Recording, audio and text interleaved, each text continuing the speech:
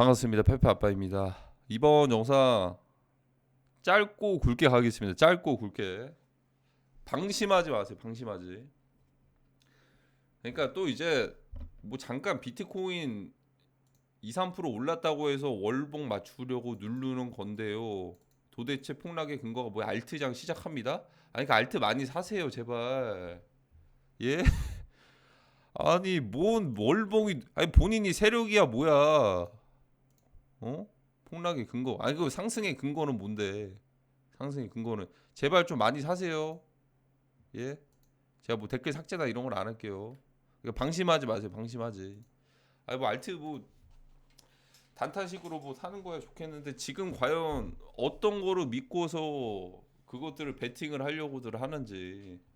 자, 오늘은 두 가지가 있습니다. 중요한 내용이 두 가지가 있는데 공교롭게도 홍콩 ETF 거래 시작이 오전 10시 30분 한국 기준, 그리고 창펑자오의 판결이 30일 오늘입니다. 미국 시간 30일이어서 저녁이나 한국 시간 기준 저녁이나 넘 새벽에 다가오는 다음날 새벽이죠.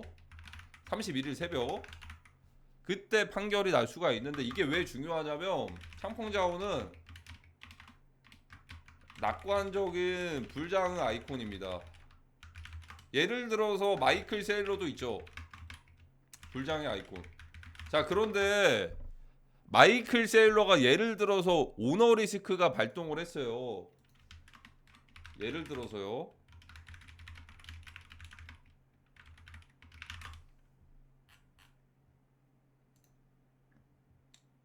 뭐 오너 리스크뿐만이 아니고 지금 뭐 이제 관계자들 마이크로 스트래티지 주식 굉장히 많이 팔고 있거든요. 전부터도 이런 것들이 이슈화가 안 되고 있습니다. 자, 오너 리스크라고 한다면 경영진 리스크, 이제 그런 거죠. 그러니까 대표격인 사람이 어떠한 좀 리스크를 겪게 되면은 상당히 기대감이 떨어질 수가 있어요. 그렇다고 해서 마이클 세일러가 예를 들어서 오너 리스크를 겪는다고 해서 비트코인을 마이크로 스트래티지에서 매도를 할 거라는 그것과는 관련이 없는데, 낙관적인 불장의 아이콘이 뭔가 이슈들을 겪게 되면은 불안할 수가 있겠죠. 그것과도 마찬가지로 창펑자오의 만약에 최종적인 판결, 그게 만약에 CZ 마이낸스가 지금 탄원서랑 이런 것들을 많이들 제출을 하고 있는데, 근데 이게 낙관적인 불장의 아이콘, 이게 사실 꺾일 수가 있죠, 기대감이. 근데 이게 곧 코인 폭락이랑 무슨 상관이냐라고 할 수는 있는데, 시장에선 그렇게 받아들이고 있습니다. 창펑자오가 그간의 불장을 굉장히 잘 이끌어 줬기 때문에, 트위터가 됐던 힌트가 됐던. 근데 예를 들어서 이런 식으로 해석할 수도 있죠.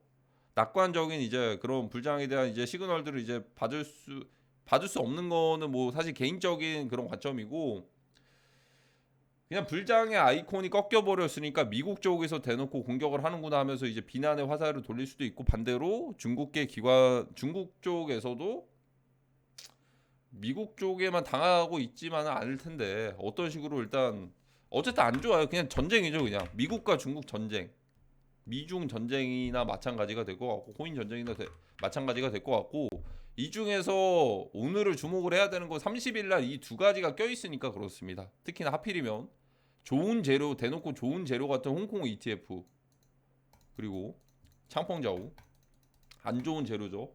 근데 이런 것들을 지금 언론에서는 주목을 크게 안 하고 있다. 그나마 코인니스에서는 폴리마켓이라는 이 암호화폐 베팅 플랫폼이 있어요.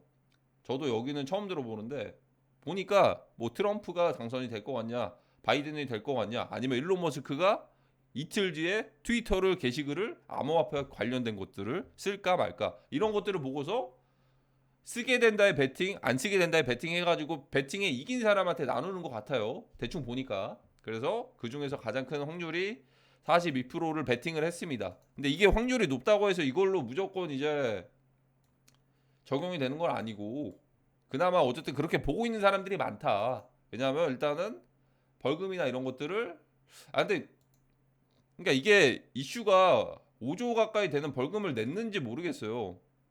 그러니까 이게 이것 때문에 그런 것 같기도 하고, 5조를 냈나요?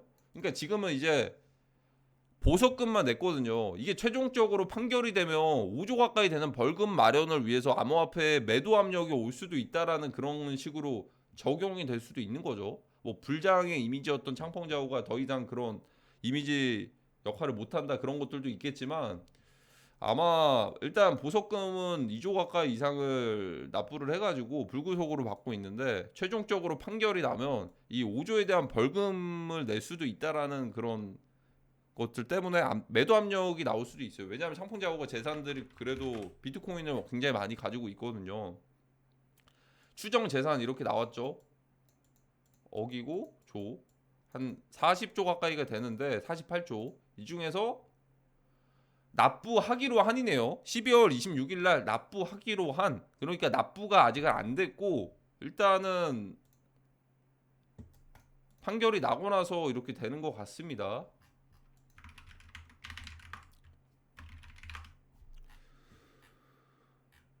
$43억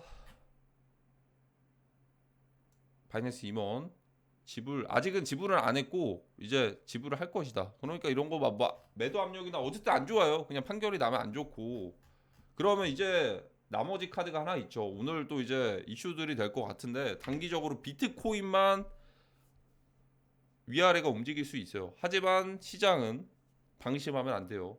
언제든지 저는 폭락을 바라보고 있기 때문에 자 그러면 이 홍콩 ETF 미국 ETF랑 다른 점을 말씀을 해드릴게요. 이거를 다루는 곳이 없어요.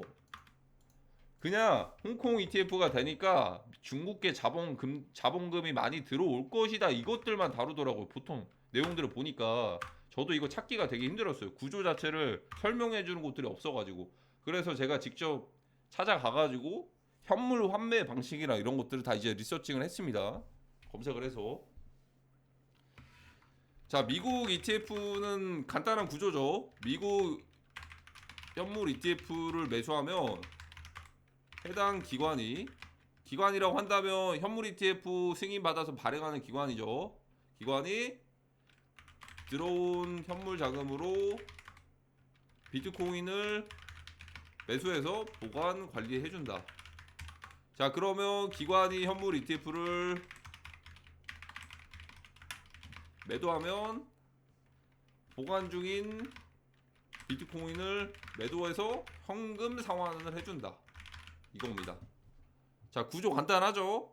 그러니까 이 구조 자체가 단기적으로는 좋을 수밖에 없었던 건 그냥 달러가 들어오면은 시장에서 비트코인을 매수해서 보관들을 해줬어야만 됐습니다. 그러면 그게 블랙록이 가지고 있는 거냐? 아니에요. 블랙록은 그냥 중간에서 ETF 그냥 통로만 연결을 해준 거예요. 그냥 대신 매수를 해준 거예요. 기관들이 사면은 당연히 블랙록과 관련 있는 파트너들부터 시작을 해서 굉장히 많겠죠. 자산 운용사 완전 거의 대장급이니까 그래서 좋은 조건으로 수수료 좀 싸게 해서 수수료 굉장히 싸잖아요. 0.15%인가? 그 그레이스케일보다 훨씬 싸죠. 그래가지고 이렇게 매수를 해서 보관을 해줘가지고 이게 단기적인 유동성이 됐습니다. 자 그러면 이게 홍콩 ETF는 뭐가 다른지 좀 설명해 드릴게요. 원래 구조가 이렇죠. 현금 매수를 한다는 건 현금이 들어온다는 거예요. 현금이 들어오면은 기관들에 들어온 자금들로 현금으로 비트코인 현물을 매수해가지고 보관을 해주는 과정입니다. 그러다 보니까 시장에서 그냥 비트코인을 그냥 바로 시장가로 매수를 하든 지정가로 매수를 하든 바로바로 사들이니까 이게 유동성이 굉장히 확보가 됐어요. 2월달, 3월달, 4월달은 2월달, 3월달은 자 근데 이건 뭐냐면 비트코인, 이더리움 들고 와야지 홍콩 ETF 주식 준다 이겁니다. 아 이게 무슨 뚱땅지 같은 소리야. 뭔 소리야. 그러니까 너네가 만약에 비트코인이랑 이더리움 가지고 있으면 홍콩 ETF 주식이랑 바꿔줄게 이거예요. 그러면 홍콩 ETF 주식 이거 어떻게 다시 현금화하죠? 상환 방식이 두 개가 있어요. 두 개. 미국은 어떻죠? 미국은 어떨까요? 무조건 현금 상환이에요. 무조건. 그러니까 현금 상환이어서 무조건 기관들에게 그걸 줬어야만 됐어요. 기관들이 그 고객들에게 이제 기관 고객들에게 그 블랙록이나 이런 곳들에서 현금으로 이제 현금화를 해가지고 줬어야 됐습니다. 현금 상환이니까. 근데 상환 방식이 현금 상환, 현물 상환 이렇게 있어요. 그러니까 홍콩 ETF 주식을 가지고 있으면 그대로 비트코인을 받을 수 있음. 5월 그대로 현금 받을 수 있음. 매도해줘서. 자, 이 두 가지가 있습니다. 좀 방식 자체가 다르죠. 그러니까 이제 들어오는 자금도 달러에서 들어오는 게 아니고 미리 너네가 비트코인이랑 이더리움 사가지고 오면 홍콩 ETF 주식 줄게 이거예요. 그러니까 구조 자체가 좀 달라요. 그러니까 이게 중국에서 유입될 수 있는 구조 자체가 아닌 거죠. 그러니까 중국에서 위안화라든지 홍콩 달러라든지 이런 것들로 해가지고 바로 주식들을 사가지고, 그러니까 이게 조건부 승인이라는 게 이거 자체가 페이크다. 마치 리플코인 작년 7월에 판결 나고 계속 떨어진 거랑 마찬가지가 될 수가 있다. 같은 결입니다. 그러면 뭐죠? 이거 주식들을 거래하기 위해서 미리 주식들 이거 바꾸려고 미리들 비트코인이랑 이더리움을 홍콩계 인물들이 홍콩계 이제 기관들이 샀을 수도 있잖아요.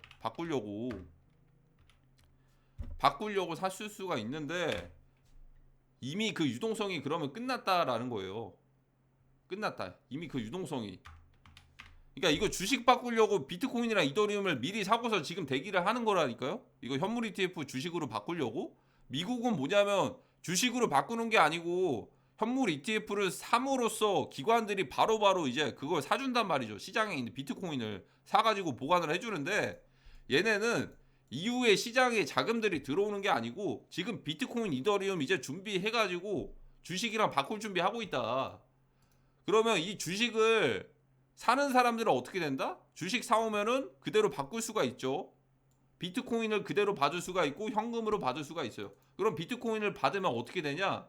뭐 보관할 수도 있고 매도할 수도 있는 거고 현금으로 받는 거는 그냥 현금화 하는 거죠. 시장에 있다가 바로 이제 던지는 거죠. 그러니까 이게 가장 큰 차이가 뭐냐면 미국계 현물 ETF 같은 경우에는 이제 달러 같은 자금들이 들어와가지고 기관에서 바로바로 시장에 있는 비트코인을 매수를 해줬기 때문에 시장의 유동성이 형성이 됐는데 홍콩 ETF는 그런 구조랑은 정반대로 이미 비트코인과 이더리움을 들고 있으며 홍콩 주식을 바꿔준다 이런 개념이고 이 홍콩 주식을 누군가가 기관들이 됐든 사겠죠. 사면은 두 가지를 받을 수가 있는데 비트코인을 받을 수도 있고 그냥 현금으로 현금화 해가지고 받을 수도 있습니다. 그러니까 이제 비트코인을 받으면 뭔가 좀 이유가 있지 않을까요? 유사 공매도나 마찬가지 역할을 할 수도 있는 거죠. 그러니까 시장에서 받아들이는 게 무조건 중국의 자금들이 들어온다. 이게 말도 안 되는 소리다. 지금 이게 작년에 리플 증권 판결과 유사합니다. 여기에 트릭이 하나가 숨겨져 있었는데 개인에게 판매하는 건 증권이고 기관에게 판매하는 건 반대죠. 비증권. 그러니까 이게 교묘하게 조건부처럼 이렇게 돼가지고 단기적으로는 호재처럼 이렇게 받아들여졌는데 귀신같이 제자리로 떨어졌죠. 그러니까 방심해야 될 건 뭐다? 이게 단기적인 재료처럼은 좋은 재료처럼 보이지만 바이낸스 창펑자오의 이런 판결도 남아 있을 것이고 그리고 홍콩 ETF 구조 자체가 다릅니다. 지금 그러니까 미리 유동성이 이미 끝났다. 비트코인 이더리움을 미리 사놓고서 홍콩 주식 바꿀 준비를 대기를 하고 있다. 그러니까 추가적으로 유입되는 그게 아니고 이미 끝났다라는, 이미 전에 다 사놓고서 끝났겠죠. 이거 주식들 거래하려고.